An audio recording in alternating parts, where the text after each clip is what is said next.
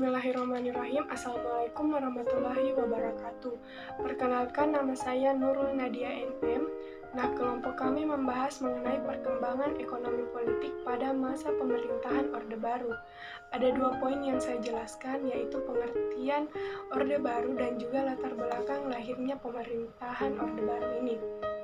Yang pertama, Orde Baru adalah suatu tatanan seluruh peri kehidupan rakyat bangsa dan negara dengan meletakkan kembali pelaksanaan Pancasila dan Undang-Undang Dasar 1945 secara murni dan konsekuen.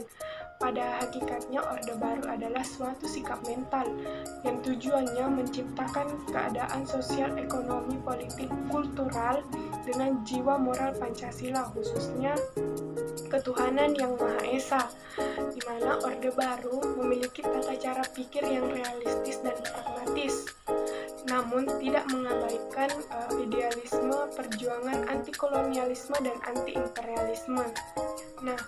Latar belakang lahirnya masa pemerintahan Orde Baru, yang pertama, terjadinya peristiwa gerakan G30 SPKI atau gerakan 30 September 1965, di mana dampak yang ditimbulkan itu adalah konflik militer yang berkepanjangan, situasi politik yang tidak aman, dan tanah air yang kacau balau. Dan juga saat itu ekonomi memburuk karena terjadinya inflasi hingga 600%. Namun upaya pemerintah saat itu adalah untuk menurunkan rupiah dengan cara menaikkan harga BBM, namun hal itu tidak efektif karena meresahkan bagi masyarakat. Kecaman yang dilakukan oleh masyarakat saat itu untuk membubarkan Partai Komunis Indonesia atau PKI dengan cara membentuk Front Pancasila dengan tujuan membubarkan PKI atau orang-orang ataupun ormas-ormas yang terkait dalam Partai Komunis Indonesia.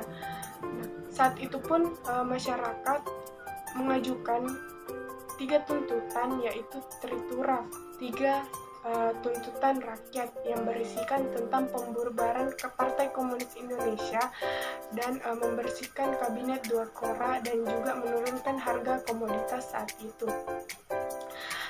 Pemerintah juga melaksanakan reshuffle terhadap Kabinet Dewakora dengan upaya untuk membasmi tokoh-tokoh yang masih termasuk dalam Partai Komunis Indonesia tersebut. Namun masyarakat masih berstigma bahwa dalam Kabinet Dewakora tersebut masih ada tokoh-tokoh yang menduduki Kabinet Dewakora.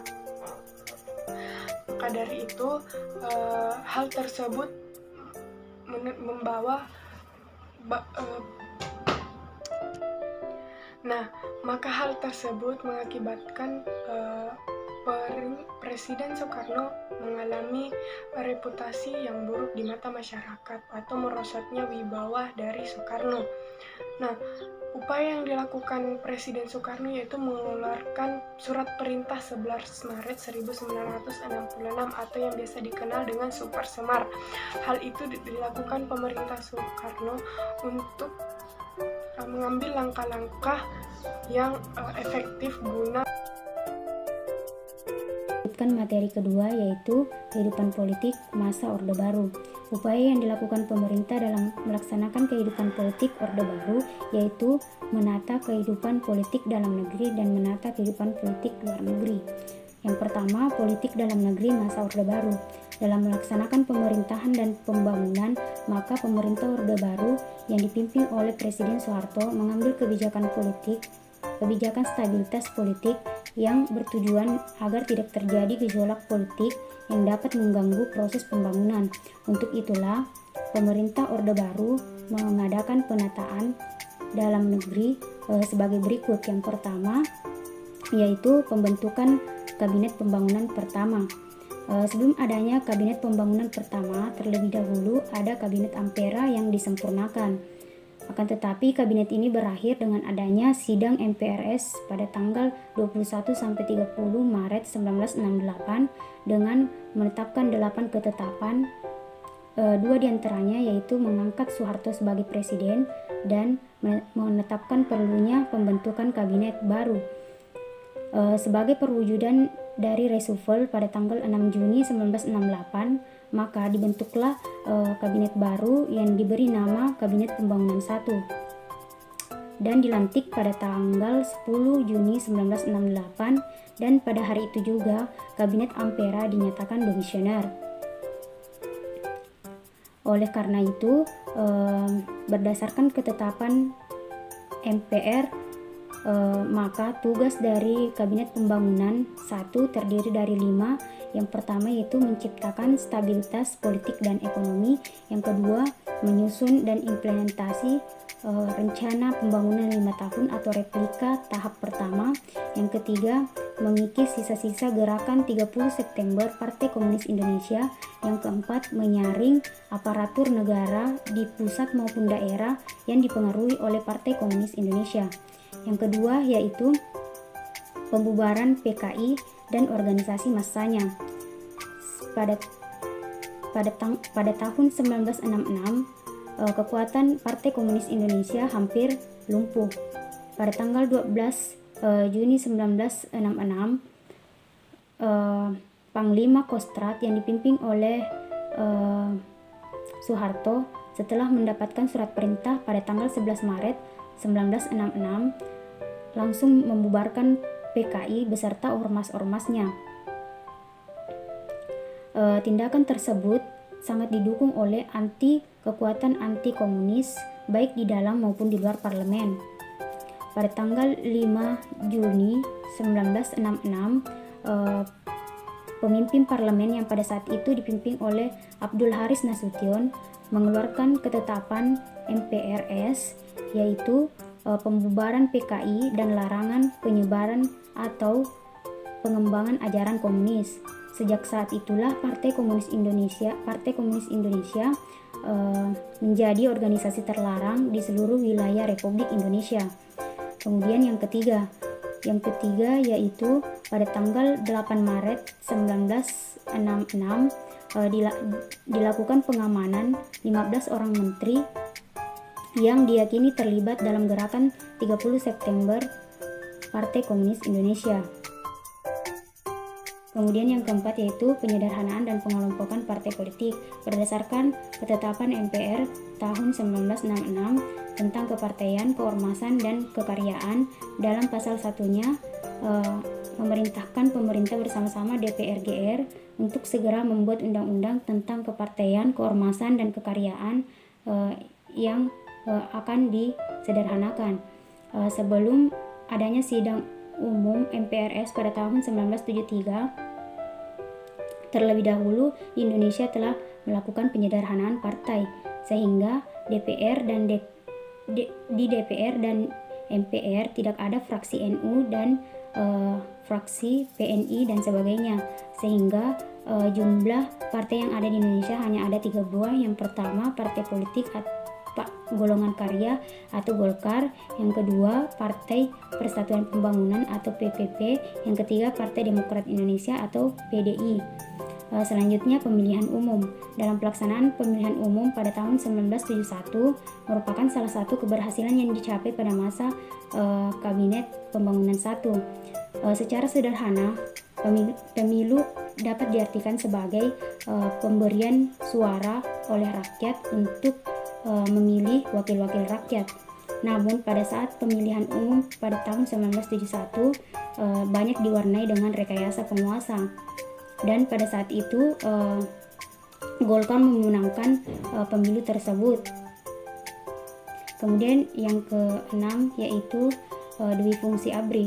Dui fungsi yang dibutuhkan sebagai penyeimbang partai politik ternyata sudah menjalankan secara baik. Kemudian pada saat itu dui fungsi ABRI sangat memberikan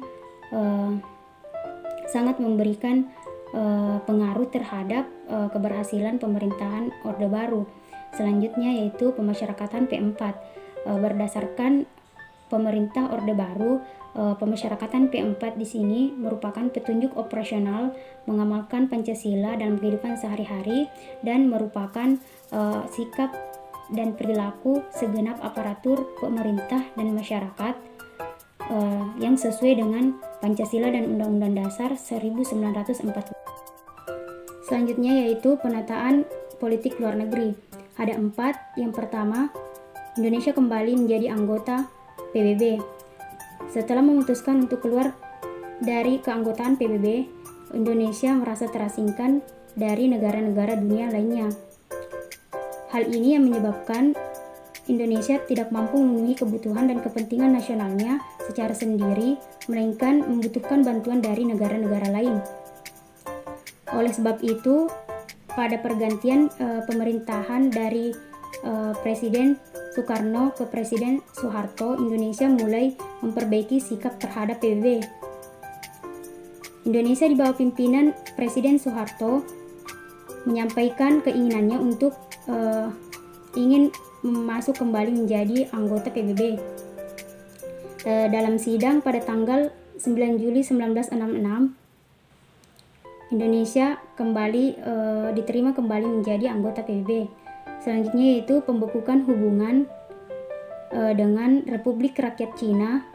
Hal ini dikarenakan pemerintah Orde Baru beranggapan bahwa Republik Rakyat Cina terlibat dalam gerakan 30 September 1965 Partai Komunis Indonesia, dan pemerintah Indonesia juga beranggapan bahwa Republik Rakyat Cina mengancam keamanan nasional Indonesia.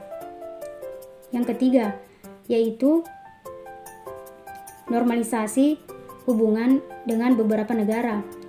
Ada 2. Yang pertama, perbaikan hubungan dengan Singapura. Sebelum adanya perbaikan hubungan dengan Malaysia, Indonesia mengadakan perbaikan hubungan dengan Singapura, diplomatik Singapura. Yang kedua, melakukan usaha normalisasi dengan Malaysia dan melakukan negosiasi di Bangkok pada tanggal 12 Mei sampai 1 Juni 1966. Kemudian yang keempat yaitu memperkuat kerjasama regional dan internasional. Bekerja sama dengan beberapa negara dengan memupuk seluasnya dan menetapkan prinsip-prinsip saling menghargai dan bertetangga yang baik dan berperan penting dalam usaha mewujudkan tatanan negara yang penuh dengan kedamaian. Kehidupan ekonomi pada masa Orde Baru. Masa Orde Baru berlangsung dari tahun 1966 sampai tahun 1998 yang pada saat itu dipimpin oleh Bapak Soeharto. Kondisi ekonomi yang diwariskan oleh masa Orde Lama sangatlah buruk. Hal tersebut bisa dilihat dari inflasi yang sangat tinggi dan juga utang negara yang tak teratasi. Pada masa kepemimpinan Soeharto atau pada masa Orde Baru, kondisi ekonomi Indonesia mulai membaik dan berkembang pesat. Pemerintah Orde Baru melakukan beberapa langkah-langkah dalam mengatasi kondisi permasalahan ekonomi yang terjadi di Indonesia pada saat itu, yakni dengan melakukan stabilitas dan rehabilitasi ekonomi, kemudian mengadakan kerjasama dengan luar negeri atau kerjasama luar negeri, dan yang ketiga pembangunan nasional, yang meskipun pada saat itu terjadi bersamaan dengan praktik korupsi yang sedang merajalela. Untuk langkah stabilitas dan rehabilitasi ekonomi itu sendiri, pemerintah Soeharto melaksanakan program yang diarahkan sebagai upaya penyelamatan ekonomi nasional, yang dimana untuk stabilitasnya itu sendiri dilakukan untuk mengendalikan inflasi agar harga barang-barang tidak melonjak terus. Dan untuk rehabilitasinya bertujuan untuk perbaikan secara fisik, sarana dan prasarana ekonomi yang melibatkan rencana pembangunan 5 tahun atau replita. Nah, dengan adanya replita ini, inflasi mampu dibendung dan laju pertumbuhan pun semakin tumbuh. Kerjasama luar negeri. Kebijakan kerjasama luar negeri dilakukan oleh pemerintah dalam rangka untuk mengatasi masalah utang Indonesia yang pada masa pemerintahan Orde Lama tidak bisa dilunasi sampai dengan jangka waktu yang telah ditetapkan. Sehingga dengan kebijakan luar negeri ini dianggap mampu untuk melakukan penundaan pembayaran terhadap utang yang melilit negara. Oleh karena itu, pemerintah melakukan program reformasi dalam pembangunan negara dan pembangunan ekonomi, dan Soeharto pun memperoleh tanggapan yang positif dari negara-negara luar. Melalui pelaksanaan program reformasi tersebut, memberikan angin positif dengan dilakukannya penjadwalan ulang terhadap utang luar negeri. Langkah yang dilakukan oleh pemerintah untuk melakukan penundaan dalam pembayaran utang yaitu dengan cara mengikuti perundingan dengan negara-negara kreditor di Tokyo, Jepang pada tanggal 19 sampai 20 September 1966. Kemudian perundingan dilanjutkan di Paris, Prancis dan dicapai sebuah kesepakatan.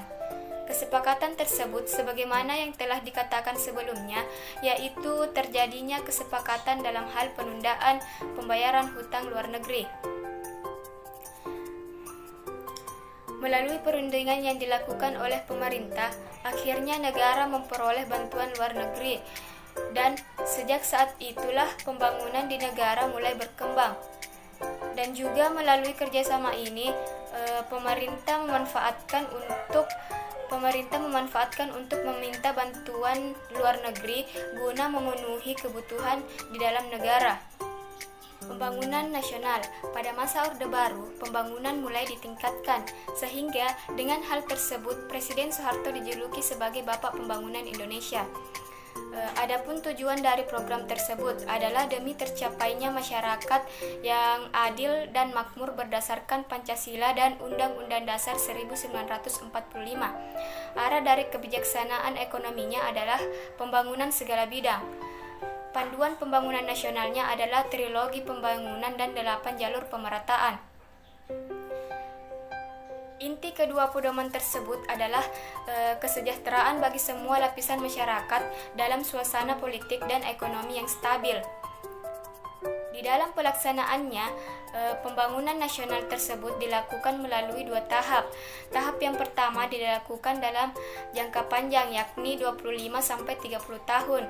Kemudian untuk tahap yang kedua dilakukan dalam jangka pendek, yaitu 5 tahun atau biasa disebut dengan pelita, yang dimana pelita ini saling berkesinambungan atau saling berhubungan antara pelita yang satu dan pelita-pelita yang lainnya.